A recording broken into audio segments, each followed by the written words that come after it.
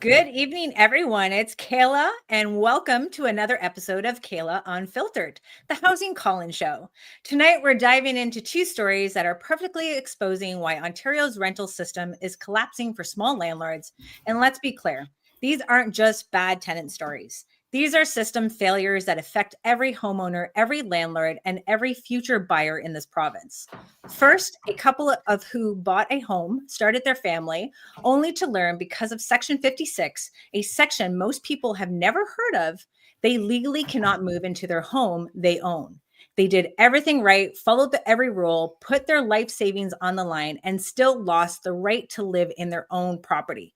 Then we have Rachel, a single parent who endured months of unpaid rent, severe property damage, 7 animals in the home, and an assault inside her own home. All while tenants repeatedly this pattern with multiple landlords before her. She was barred from her own property while they lived rent-free. And yes, this actually happens in Ontario. Tonight, we're not just telling stories, we're breaking down how the system protects repeat offenders and why families like these are left paying the price. We're also diving into Bill 60, what it really means, how it could restore fairness for landlords, and why it's critical for holding tenants accountable without punishing good tenants. So settle in, drop your questions in the chat, share this live, and tag someone who needs to hear this, because tonight we're shining a bright spotlight on what's really happening in Ontario's housing system and what it needs to change. Let's get into it. Well, oh my God, guys, it's been crazy. It's been a crazy couple of days. I've been a little dormant on my podcast because I've been taking part in other people's podcasts, which thank you to everyone. Obviously, if anyone want to watch any of the last future podcasts that I did, you can check them out on the Ontario Landlords Watch channel. So let's get into it. So everyone knows Bill 60 had came about. This is something that obviously is very upsetting to the tenants. It's very upsetting to 130 organizations that are sending a letter to the province stating that they do not approve of Bill 60, which is holding tenants accountable, by the way. And then we have the tenant unions who are obviously very upset. You can see through this article that I posted in Toronto today. It's gone viral. And thank you, everyone who has shared this because you believe in the same thing that I wrote. And to the haters who are sharing the message. Thank you, guys. You're actually helping the landlord and property management and taxpayers' voices come out into the public. So thank you even to the haters. So I wanted to be able to bring a few ideas to you guys tonight. Regarding Bill 60. But I also want you to see what kind of behavior these tenants are actually causing in our industry. So if most of you don't know, we have the Federation of Rental Housing Providers Ontario.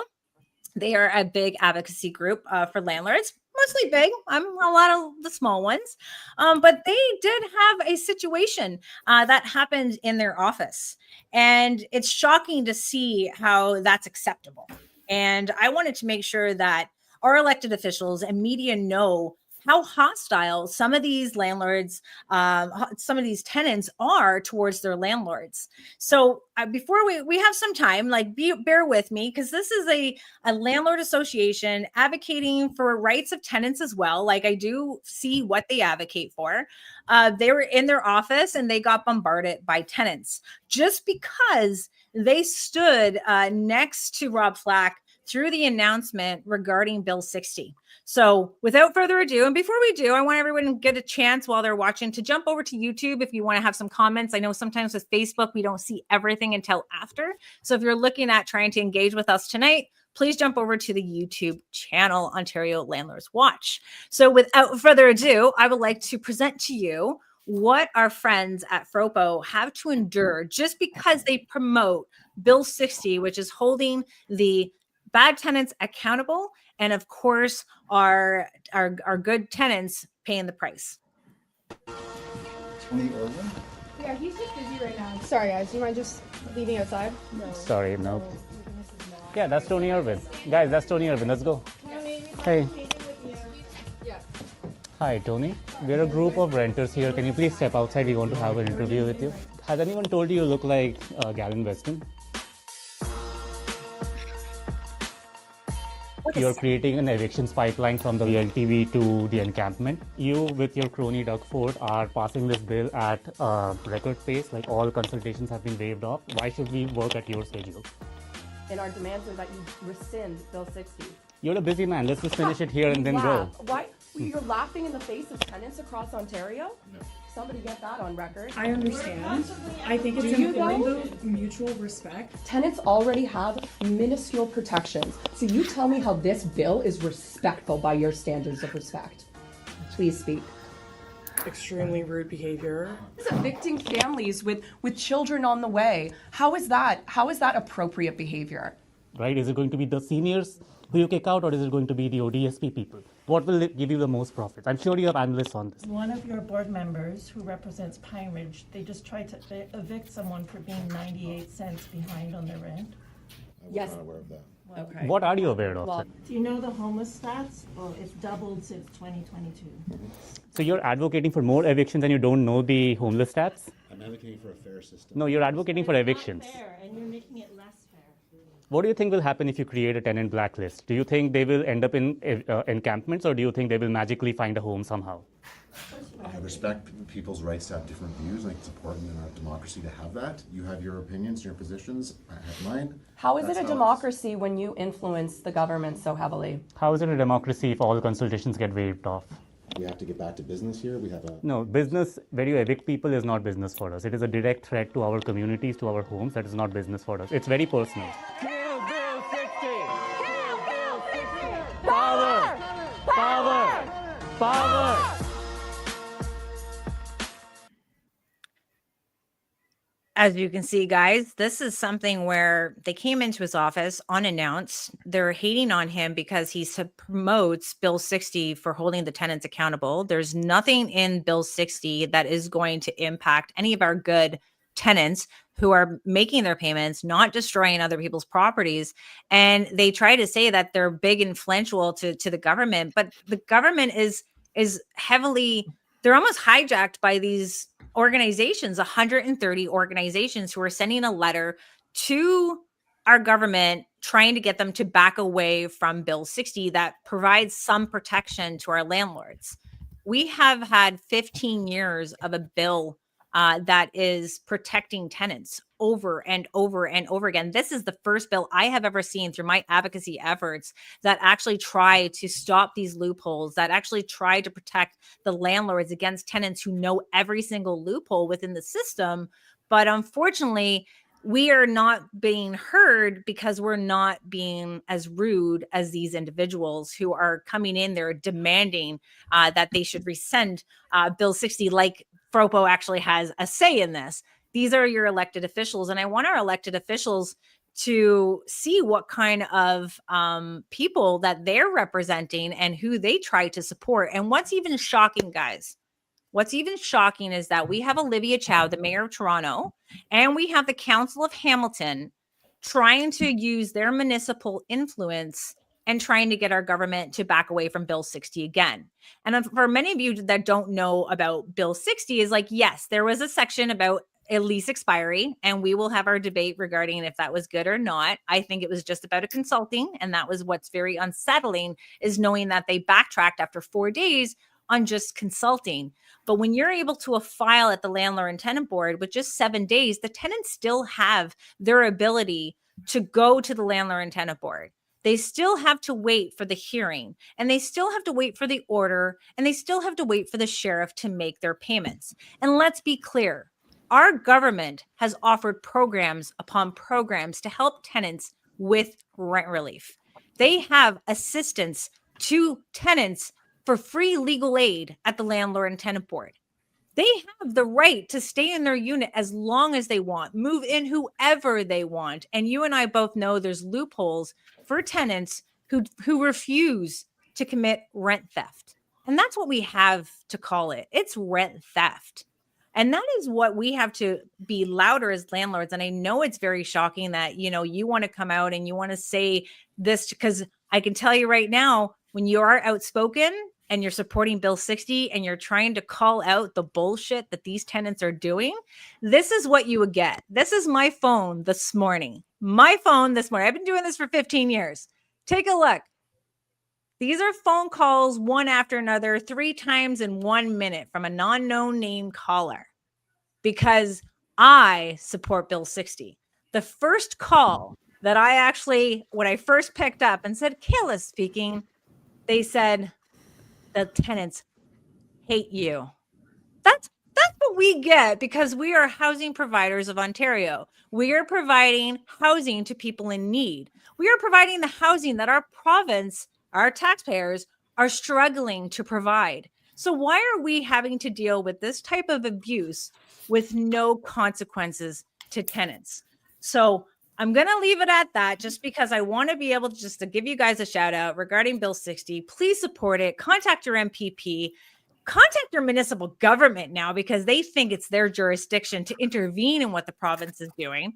And it's shocking, and understand that there is an election coming up in 2026. So when you see your municipal government getting involved in provincial affairs, put their name down in the group. I want to know who they are because we need to call them out for what they're doing because it's a lot of smoke and mirrors. It's political theater. If you see an elected official at the municipal level trying to make it look like they're doing something for the tenants and making it worse for them in the long run. So I'm going to keep it calm tonight because I've had a lot of interactions with everybody online, and I'm hoping that my members and anyone who's following me can come over there and give your thoughts, give your opinion, because we do have people watching, and I hope that they make more changes to the Residential Tenancies Act and the Landlord and Tenant Board, and I know we have many other opportunities to do so. So I want to open tonight with Bill 60, and again, shout out to Frobo. Sorry that you had to deal with this information from this abuse from the tenant, and I'm sorry I had to share the information with what just happened, but I think people need to see that. So,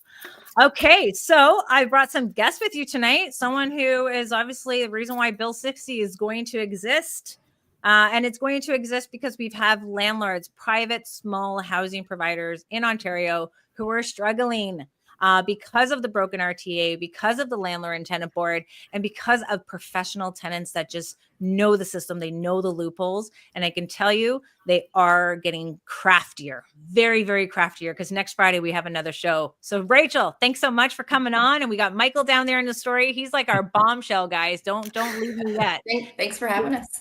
But Rachel, I'm like, I've literally, thank you so much for reaching out to me. I've got to see your pictures, what you sent to me, and your story of what you had to endure. Please share how did you get into landlording? Why did you want to get into landlording? When I first got into landlording, I thought it was going to be a big investment plan. I'd have a little money on the side.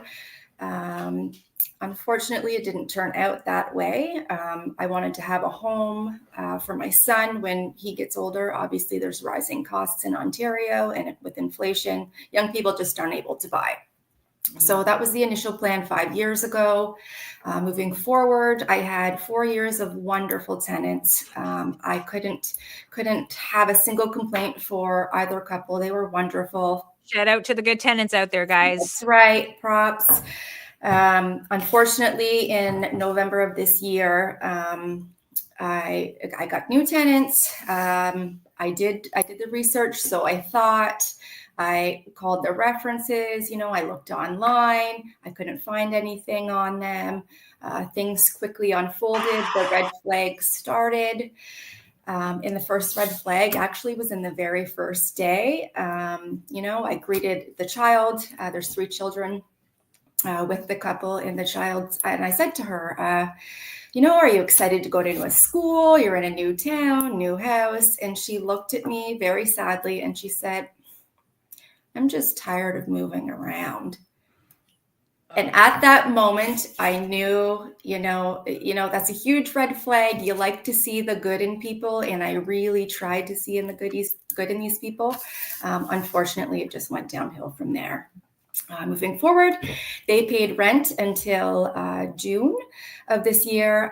They were late several times. I was getting $200 payments, $500 payments here and there. There were excuses, the father was dying. the aunt had died. Just multiple different stories and different angles of why the money wasn't coming, that sort of thing. And I had to reach out to them. They, when it was time for rent to be paid, they never come to me to say, hey, we're going to be late. It was like I was chasing for my money for the place that I pay for. So it ended up that obviously my last option was to evict. I went into the house to do an inspection. The house smelled very badly of urine, like to the point where I didn't know whether I was going to, be able to not gag or puke. There were 7 dogs in the home when there was only supposed to be 1 dog.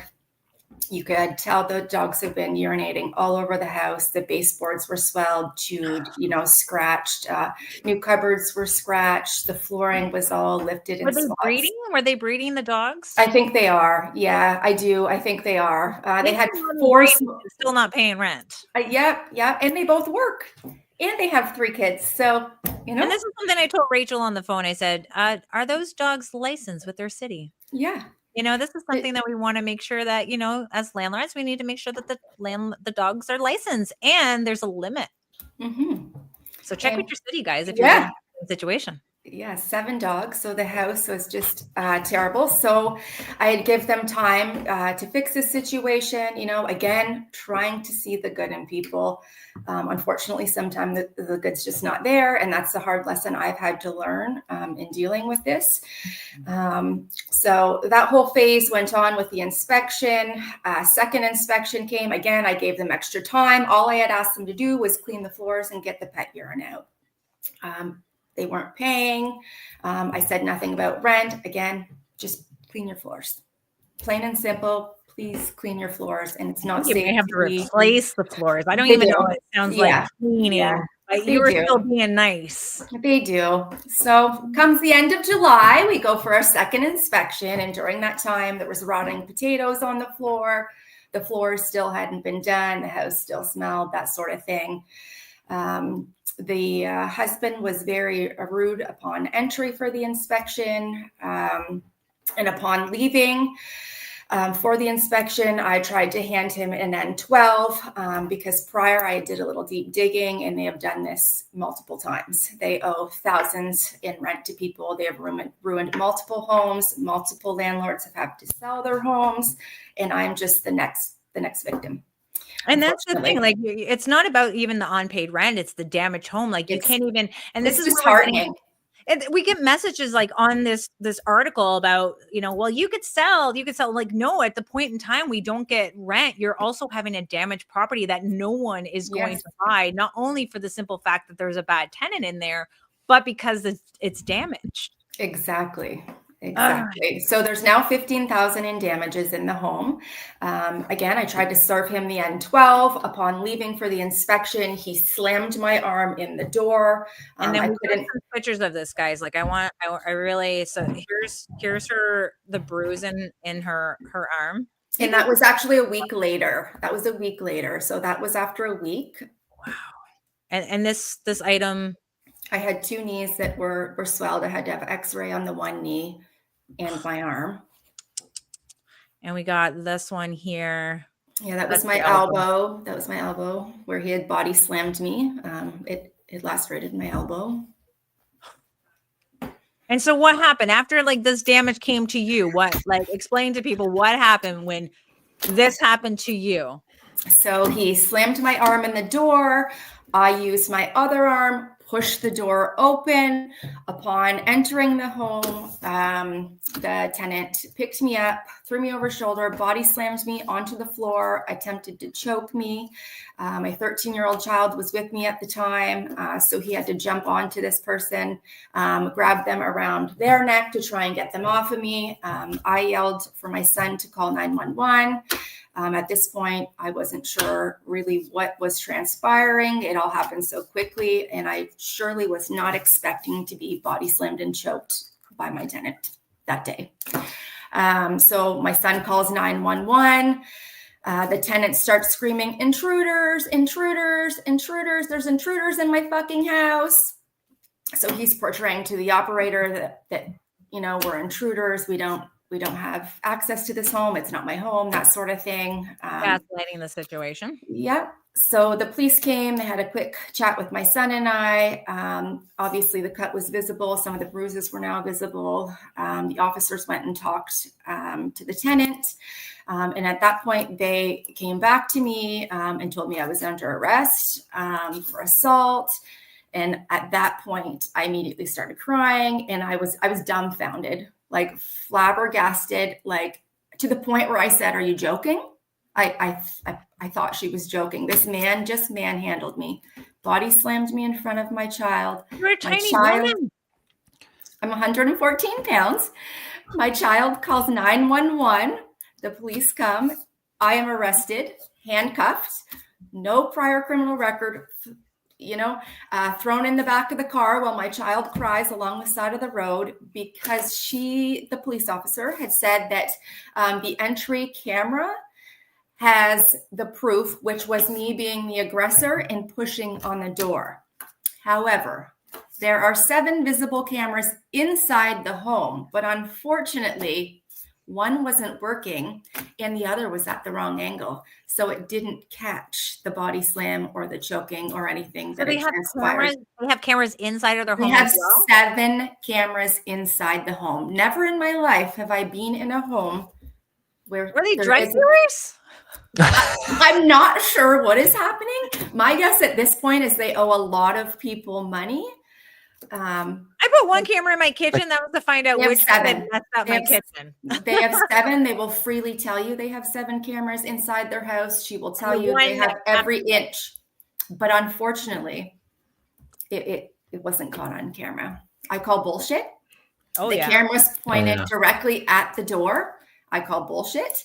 I think personally the police didn't want to deal with it. End of the day, it was 35 degrees out on a Sunday. They wanted to go. This was an easy, I want to pause you there, Rachel. I just want to remind everyone, if you're watching on Facebook right now, jump over to Ontario Landlords Watch YouTube. I want your thoughts on this. Put it, if you're watching live, if you're watching as a replay, I want you to put your thoughts regarding what she's telling us right now. Keep going.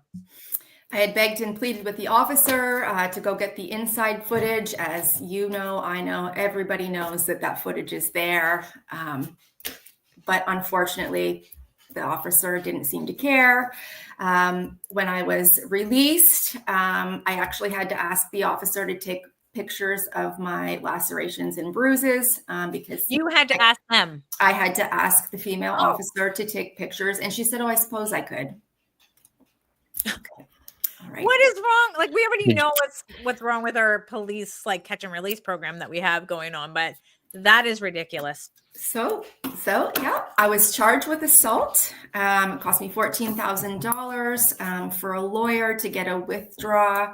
And unfortunately, I had to agree to a peace bond because I truly do not have the funds to take it to trial because they've already drained me. I've been, I have a mortgage on that home. I work 2 jobs, but unfortunately.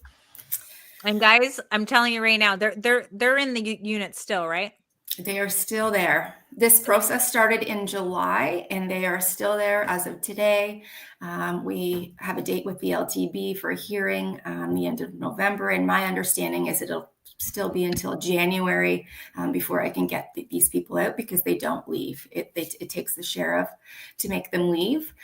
They're the type of people that they make GoFundMe pages for rent to scam other people. In 2023, they had a GoFundMe page for rent. They made $3,900 from online donors for rent to yet scam another person. And I know that is factual because I've seen the online page, and one of the landlords actually connected with me and said, "Yep, that was the last one." And it just goes on down the line. And every year on her Facebook, she goes to it. They're looking for new rentals. So they're doing this every year. 2022, 2023, 2024. It's every year. It's the same thing. So they're paying rent for a couple months and then they're dropping it and staying in these rentals for up to a year and damaging them, not paying. So this, the last landlord is actually afraid of them. She's traumatized, just like I am from them. We were trying to get her on tonight as well, and she's very traumatized. The situation has been devastating all around. It's gutting. Like, it's gutted me completely to think that someone can stay in my property that I pay for, and I'm not allowed on the property after being assaulted in front of my child. And sorry I had to go through that. Yeah. Yeah. And she's not done. Like, she's not even done with this. But you know what? Still not done. We can, though, make sure that they don't do it again. Right. And that's why Rachel's here. That's why Rachel's sharing her story. This is why, after speaking with Rachel and meeting with her and hearing what's going on, I've given her the code for front lobby. This is where she's going to report the unpaid rent and the unpaid utilities. You can't do damages unless you have an order, but you do not need the tenant's consent, and you do not need a landlord and tenant board order to report these tenants on paid rent. They talk about, you've seen that video with Fropo. They were like, oh, you're gonna who you're gonna report. Like, yes, if you are being abusive to the system, you need to be reported. There needs to be consequences, because as you can see, look at what they did to Rachel. Like, it's not only the fact that she damaged her home, cost her money in damaging their home. She also had a situation where she's lost out on rent, and she had to lose out on $14,000 to defend her honor, in which was dropped, but still impacting her till this day. Mentally and physically, both. It has drained me completely, financially, mentally. Like, I make it make sense. It's one of those things that I've went over the scenario thousands of times and make it make sense. How does this person get away with something? And you know what? And you know what? The sad thing is, and this is why we're promoting Bill 6. This is why we're blessing Bill 6, and we're blessing the new Minister of Housing for it, is because there's still loopholes that this individual has. They know every single loophole they can possibly find. They know it. They will tell you. And the tenant actually said straight to my face, "Good luck getting us out." Wow. There's absolutely no shame. And after this, I'm sure I'll get threats from them. There's no shame with them at all. We're not sharing any of their personal information, but you do have a right, honey, to tell your story. And that's why I'm glad to kickstart this channel, to make sure that I can hear many other stories that are going on in our industry. Because when I speak with elected officials and we tell them what's happening, and they always want to know, do you have stories? Do you have stories? Yeah, I got a story. Like, do you not see the news? Like, do you see article after article of the landlords being abused? Do you see you always look at the bad faith landlords, but where are the bad faith evictions? Where is that out there? Where you want to keep putting taxpayers responsible for building, managing, maintaining, and subsidizing government housing?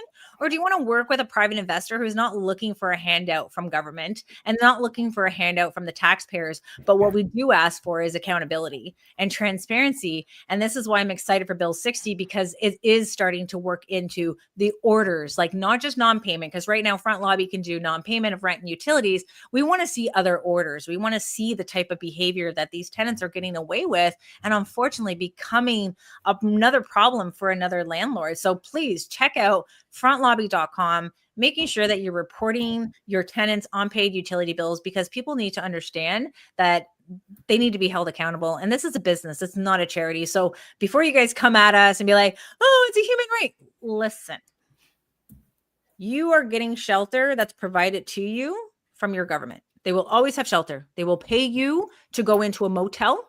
It costs taxpayers approximately $3,000 a month to house one person. But there is assistance out there for them. You can't expect the private housing provider to be a social agency for the government without any type of compensation. Put that for what it's worth. Now, Rachel, where do you see yourself going now after you've been dealing with this, and what changes do you want the government to make in order for them to not make this happen again for people like you? I think it's important that the government looks at wait times for the LTB. People or landlords shouldn't be waiting months to get people evicted. If you're not paying rent, you shouldn't be able to stay in the home for months on my dime. I'm working 2 jobs to pay for that house because they're not paying. I mean, yes, I had some funds saved, but unfortunately those deplete very quickly when you have $14,000 lawyer bills to pay, right? So I think, yeah, it's important that we get those wait times, we lessen those wait times.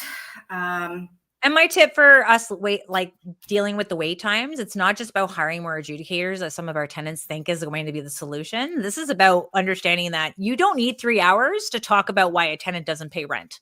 Okay. Exactly. Point blank. You let storytelling time happen more time than a kid's cartoon. Let's be real. Our government wants to give them every benefit of the doubt. They want them to have their cases heard, but with the portal and uploading evidence, you have your time to shine. You don't need anything. You should have 10 minutes of why you couldn't pay your rent. When you know that there's rent relief programs to help you, there's the portable housing benefit. You're suited up with a legal aid that landlords have to pay for.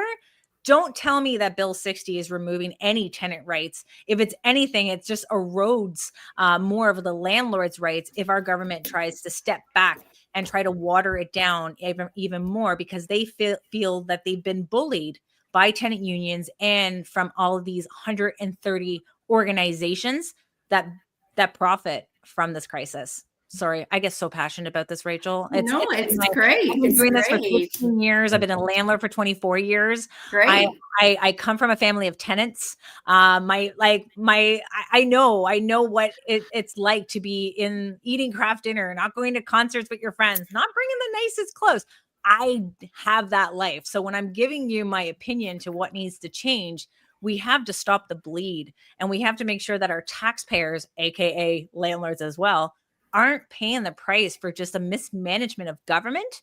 And we have to let our taxpayers know, because of what's happening, their money is being wasted as well, because we have a tribunal that is not running efficiently. Yeah, the eviction times need to be shortened too. The tenant actually thanked me for giving them the eviction order so that they could go get emergency assistance funding, and so that they could have something to take to the community churches to get money. And I have it in writing. So it's all a game to them. They're professional scamming tenants. It's what they do. They're just leaving people, everyday people like me in their tracks. As you can see through the emoji faces that I do see, I don't know if they're coming from the comments, but obviously our little friends from the tenants are starting to come on, which is great. I feel like I'm actually doing my job now that they're like, hey, let's go see what Kayla's talking about. So heart to the haters. You've shaken a few bird cages. Right? Rachel, thank you for coming on and sharing your story. And I'm obviously thank you for having me. So tune into what Michael has to share with us now, because I want your opinion as well, and everyone else who's watching live or on the recording. So make sure you put your thoughts below. Michael, how are you, bud? I'm doing all right. How are you? I can hear you chipping up there, because you're just as shocked as Rachel's stories as I am. So yeah, no words. Like Jordan Kiltz mentioned, that's an unbelievable story, and again, I'm sorry that you had to go through that. My situation, I don't know if you could call it worse or it's just different, but we wind up and find ourselves in a similar position, right? If you want, I can go into the full story. I don't think I've shared the story too many times. Honestly, it's something I've kept pretty close to the vest in I know it's hard. Right? You feel like you don't want to come out and talk about it. Like you're gonna get the wrath like we're all receiving right now, but you got to. Yeah. It's not even that. It's more it's more like embarrassing. I feel like, but basically, at the point in time that my wife and I bought a property, it had an existing tenant in it. The reason we were looking to buy this property is that we were aiming to downsize into something that we could have either no mortgage or little mortgage on. We had purchased a property in 2020. We had to, extend ourselves for it. It was easier at that time. Interest rates were lower. I am self-employed, so income has been down with this current market. So I was just trying to forecast the future, what the real estate market, right? Trying to plan. We're trying to start a family.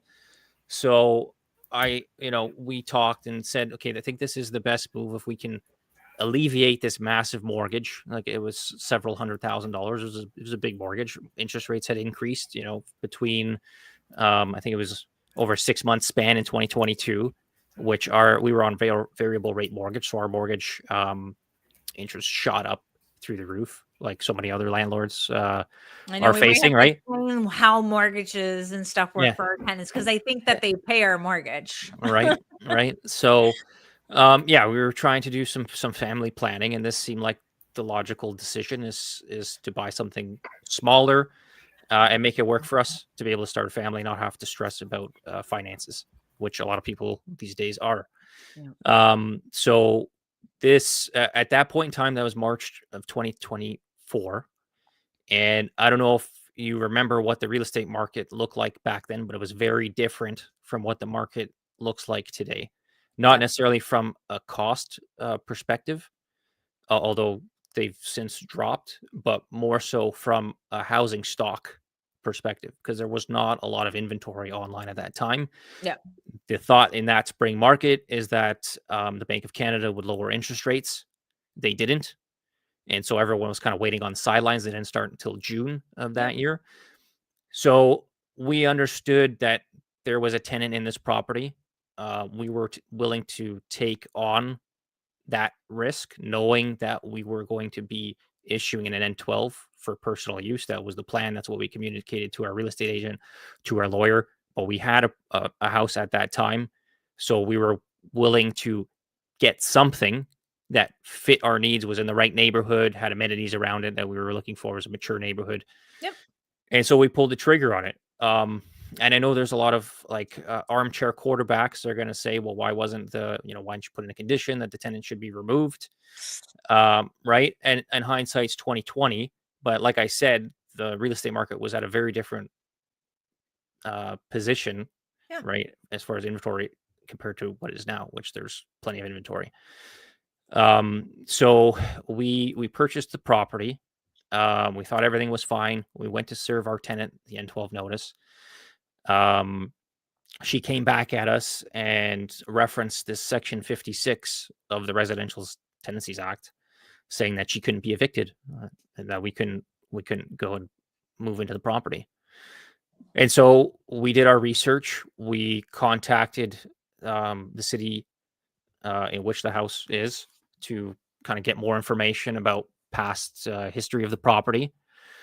We contacted several paralegals, right, to get and even a former LTB adjudicator to try to get more information about what is our tenant even talking about, because we're not landlords. We're not experts. I don't have any investment properties. I am forced to have one now that I don't want. You're forced. You're right? force-fed landlord. Yeah. Force-fed landlord, guys. So I'll put the section in the notes here based on Google's AI overview regarding section 56 of the RTA. So I'm going to put that in there for reference for everybody, because I think we see that happening where there is properties being severed. We probably have properties that are still in this.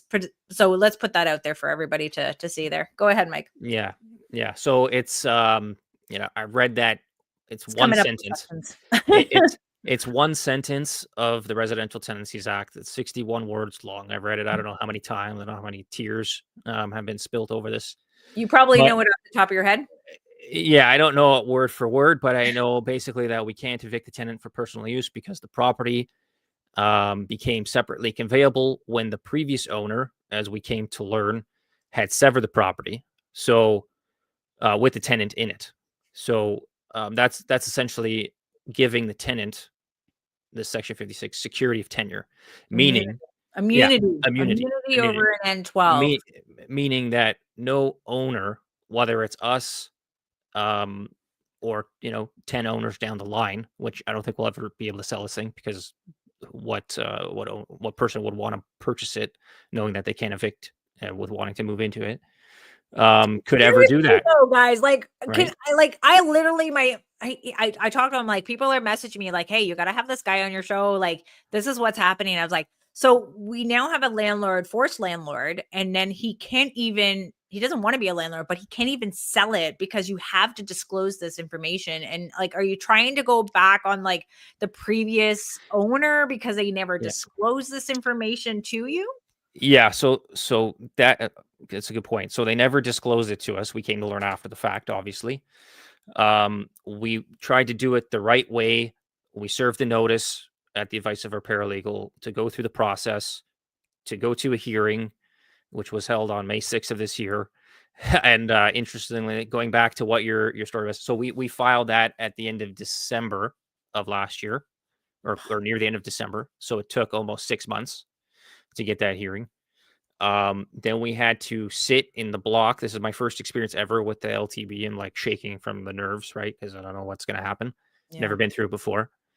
And it's just me. My wife has to sit off to the side because you're only supposed to have one person like present, or she would have to log in from somewhere else. So it didn't work out. Anyways, so They don't want you sitting there together? yeah. So That's and new. so she so we had to go through that hearing. It was in our block.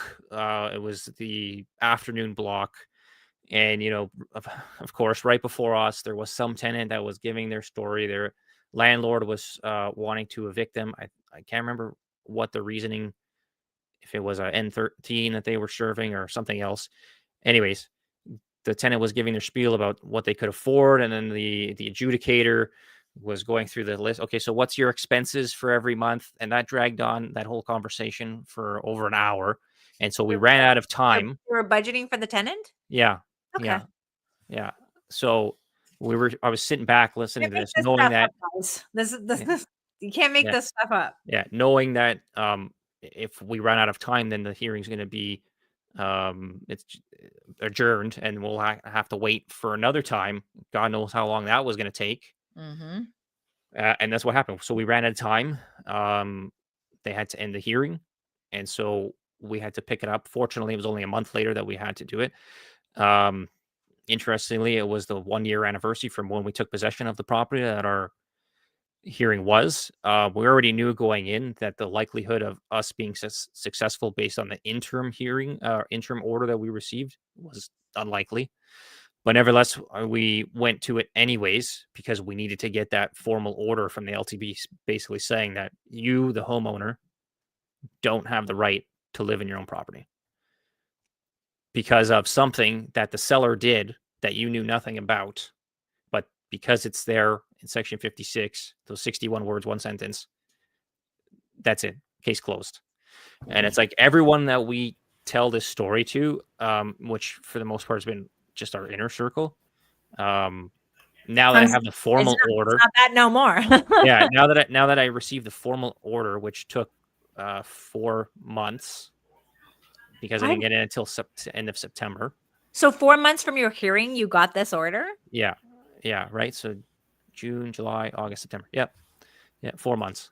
So now that I actually have that piece of paper that says you've lost, and here's the reason that you've lost, now I have something to actually stand on. So if I want to go back and sue, litigate the parties that were involved in the sale, whether it be the seller, the lawyers, the real estate agents, like I don't have an endless supply of capital, and lawyers are expensive. So is it even worth going through the time commitment and the financial commitment to litigate at this point? I don't know. I'm having those discussions or trying to have discussions with lawyers.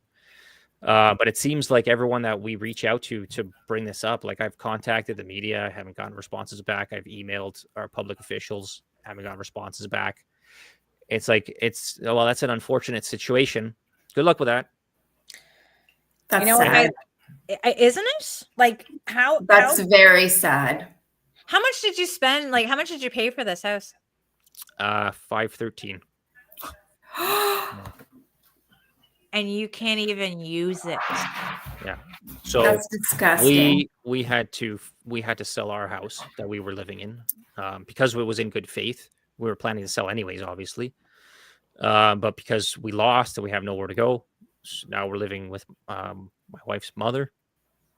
So, not ideal circumstances, but fortunately she took us in. But I don't understand, and neither does anyone I tell this story to, how that can even be a thing. Like, it shouldn't be. The laws need to change all around. Everyone who's watching, everyone who's going to watch it live, please for the sake of Michael's sake and his family, please share this with your elected official. Share this video with the elected officials to let them know what's really happening here in Ontario. We may not have a newsletter yet.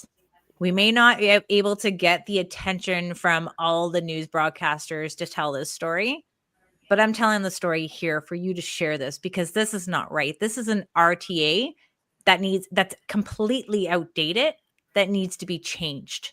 Let's advocate to change Section 56 so that Michael can regain access back to his home that he bought, that he pays taxes for, that he has to maintain, that he put everything on the line, his credit. All the risks are based on what this man had to work hard for someone else to take over like it's their own. And at the same time, we're dealing with rent control, 2.1% for 2026, not even keeping up with the inflational rate of what landlords are having to cover. We're not able to subsidize. Nonprofit housing providers are also reaching out that they are at their brinks because of different municipal bylaws, because of the way the RTA is. You fed a system that where tenants are able to know that they can abuse, and that information is sharing, especially with media, especially with TikToks, and everyone thinks that they need to fight for their right. It's not about rights. This is about what's right for everyone. It's not just individual. They always want to make it look like it's a landlord versus tenant battle. It's not. It's literally to the government for introducing policies and bylaws that impact the ability to get the supply out there for some of these tenants who actually need it. And everyone thinks that tenants are going to be homeowners. Not every tenant can be a homeowner. They do not have a good job. They don't have the down payment, and they don't have the credit. Landlords like Michael, like Rachel, are the people who are out there putting everything on the line to make sure that there is housing available to people who can't buy themselves and can't wait 10 to 20 years to be on the government housing waiting list. It breaks my heart to hear both of your stories here tonight. And I want to thank you, and the community thanks you for bringing this to their attention and to bringing up these red flags so we can prepare every landlord to step up their screening or get out of Ontario. And that's why Bill 60 needs to pass. I want to thank you both. If you have one saying, one tip, one thing for the elected officials, one thing for the landlord, whatever the case may be, what would be someone to remember you by? I don't think you want to hear what I have to say. Hey, baby, there's nothing off the table on this show.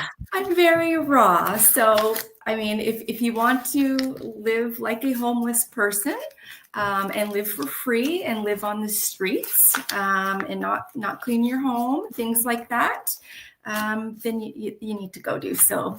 Because, you know, people like myself or like Michael or like yourself shouldn't have to pay rent for somebody else who wants to live like a homeless person. We're not a charity. You know, we're not a charity. It's sad to have to be that way because, again, I try to see the good in everyone, and I've tried for months to see the good in these people. Unfortunately, it's not there. So, and it's sad that we become different people. We become different people when you be treated like this. And it's sad because deep down, like, we do have a lot of services that are out there getting grants from the government to address the homelessness. But it's also the policies. It's about where your money is. Where's the accountability to see if these organizations are actually doing the job and the money is well spent? And I'm going to be looking into that. I can promise you that I will be looking into these 130 organizations to see, are they worth it? And how many duplicate of services do we have? But Rachel, thank you so much. Michael, what do you have for the audience? You win, Michael. Yeah. You win. I know, like I'm ready to like anyone. Maybe you have to do a GoFundMe page to buy Michael a new house since it is. You know, I think it's a great idea. I mean, it works for the tenants. So, Michael, let's try it out. Right. Yeah. I mean, I didn't get into what I do, but I mentioned earlier that I am self-employed. So I am a housing provider because my background is in architectural technology. So I'm an architectural designer. I'm a construction manager, so I build homes for people to live in.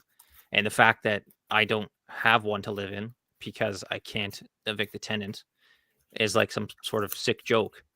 Like, it doesn't make any sense to me. And this entitlement mentality, this victimhood mentality that tenants have, I mean, I don't care, and neither should our politicians, to be honest with you, because for too long, the loud minority seems to be getting their way, and the silent majority is taking a back seat to our elected officials. And we need that silent majority to get loud in order for there to be change, right? Bill 60 is a good step forward, but I would remind everyone that our current conservative provincial government has been in power with a majority for almost 7.5 years, and we're only seeing something like this now. Why is that? Because I can tell you from my limited experience at the Landlord Tenant Board and reading some of the orders, because there is no case law other than one that has come up, and aside from mine, related to Section 56. But like, it's we got to get loud, and we have to make change, because for the fact that people are pushing back on Bill 60, I've seen it firsthand at the Landlord Tenant Board, reading those orders, the bias in the system, the favoritism to prioritize the tenant's well-being over the landlord who's taking the risk in providing housing supply is wrong. No, you've had it like right on the nose there. And you know what? I think if you look at why they're taking this long, is because it's not just this industry that's suffering, just because you have such different voices, even at the provincial level. And sometimes those people hold things back, just like every Reid, every elected official out there, like Olivia Chow and Kristen Wan Tang, who is coming out and, in support of tenants. And we have Hamilton now telling the tenants to stand up for your rights. Our municipal government has picked a side of tenants because they know there's a lot of tenants, and they're just hoping and praying for those votes. When our provincial government step in and say, one, we have to stop this political theater that's happening at the municipal level, because they know a 2026 election is happening. And this is why every city in Ontario is going to have these headlines of water billing, landlord licensing. We're going to have rent eviction bylaws, and we're going to have vacancy tax, knowing that the market has softened, knowing that landlords have units that are empty. And I could tell you it's slowed down quite a bit since they put the cap on international students. They introduce a vacancy tax. Like, this is an attack on all fronts. And this is why we're going to see less housing supply. This is why we're going to see very strict tenant screening processes right across the board. This is why we're going to tell every landlord, every property manager that it's so important more than ever to report your tenants' unpaid rent and unpaid utilities to the credit bureau, because we need to start relying on our products and our services to help us. And I want to make sure we do a shout out for the Hamilton District Apartment Association. They will be at their Hamilton Council on December 2nd at 9:30 a.m. This is Acorn City, guys. Like, they plan to try to have their voices heard. I know it's 9:30 in the morning. Landlords do work, because the tenants think that landlords don't work, because I don't know where they get that. But landlords are working. But hey, council at 9:30 to discuss landlord licensing citywide, because right now it's very directed into certain wards where students are, which they are discriminating against students. They put landlord licensing, and honestly, I just was at their event speaking, and we're hearing that it costs $2 million to run this program, and they are now short $1.7 million. in order to run this program. So they're not even gaining the revenue to do it, but they want to do it citywide because you know what? That looks good in headlights. That looks good for the tenants to make it look like they're doing something. And instead, you're taking money away from the homeowner to put that into their rental unit, to put that into another property that government or taxpayers don't have to pay for. So December 2nd, register as a delegate. And if you can't make it in person, because I know it's 9:30, write the council, and you need to fight it as Hamilton because it's going to come into your city as well. This is what cities do. They look at what other cities are doing and they want to be able to incorporate that. And if you want to be on this show with Rachel, with Michael, having a conversation with me, telling your story, not only to the other landlords and property managers and even tenants out there, especially to our elected officials and media, I'm going to put our link in the chat so that you can have a request for our follow-up show. We do have a next show coming on next Friday at 7:00. We have 2 landlords already lined up. So we're going to see what crazy situations are happening because I could tell you right now, this one got me stumped. And it's starting to show that we have tenant scams happening. So make sure you are tuning in next Friday on the Ontario Landlords Watch YouTube channel, my personal page on Facebook, or Ontario Landlords Watch Facebook page as well. And thank you for subscribing and keeping me motivated to keep advocating for landlords and property managers and our good tenants. Our good tenants. And remember, guys, you can report your tenants' good payment history to Front Lobby so landlords know who is responsible and who needs to give them a home faster than anybody else. So make sure you're reporting your good tenants as well, because right now our landlords, they're ready to jump ship. So I want to thank everyone for watching. Share this video with your MPP and your city councilors, it seems like, because, hey, they don't have enough work to do. They want to start doing the province's job. Thank you so much for watching, guys. And until next Friday, happy renting.